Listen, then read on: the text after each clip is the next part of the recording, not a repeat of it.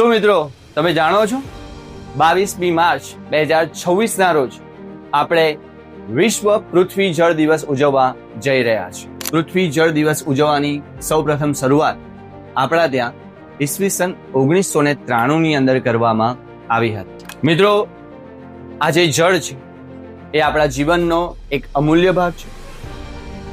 આજે આપણે જાણીએ છીએ કે સજીવ સૃષ્ટિનો એક પણ જીવ એ પાણી વગર કદાચ જીવન જીવી શકે એમ નથી.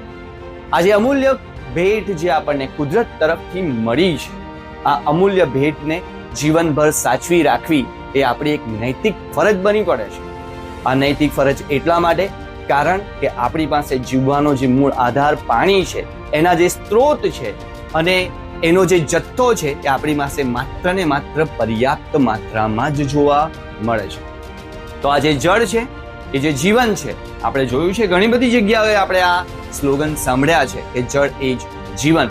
તો આ જીવનને આપણે સાચવીએ અને આ બહુમૂલ્ય બક્ષિસ કે જે આપણને કુદરત તરફથી મળી છે એને સાચવીને આપણું જીવન ધન્ય બનાવીએ.